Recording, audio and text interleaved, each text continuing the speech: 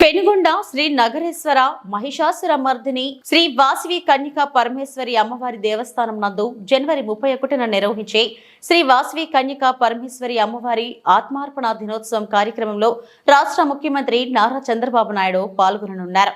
ముఖ్యమంత్రి పర్యటనకు సంబంధించిన ఏర్పాట్లలో భాగంగా మంగళవారం జిల్లా కలెక్టర్ చదలవాడ నాగరాణి, జిల్లా ఎస్పీ అద్నాన్ నయీం అస్మి, జేసీ రాహుల్ కుమార్ రెడ్డి తొలుత పెనుగొండ వ్యవసాయ మార్కెట్ యార్డ్ నందు హెలీప్యాడ్ స్థలాన్ని పరిశీలించి ఆర్ఎండ్బి మార్కెట్ యార్డ్ అధికారులకు పలు సూచనలు చేశారు.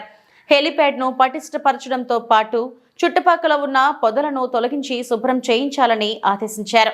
అనంతరం శ్రీ నగరేశ్వర మహిషాసుర మర్దిని శ్రీ వాసవి కన్యకా పరమేశ్వరి అమ్మవారి దేవస్థానంను సందర్శించి నగరేశ్వర స్వామిని దర్శించుకున్నారు. జనవరి 31న హోమం నిర్వహించే ప్రాంతాన్ని పరిశీలించి అధికారులకు పలు సూచనలు చేశారు.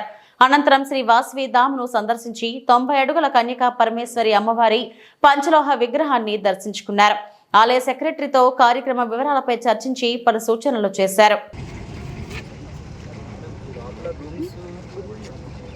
పశ్చిమ గోదావరి జిల్లా పెనుగొండ మండలం పెనుగొండ గ్రామంలో చేస్తున్న శ్రీ నగరేశ్వర మహిషాసుర మర్దిని వాసవి కన్యకా దేవస్థానం నందు ఈ నెల 31వ తేదీ శుక్రవారం శ్రీ వాసవి కన్యకా అమ్మవారి ఆత్మార్పణ జరుగుతుందండి.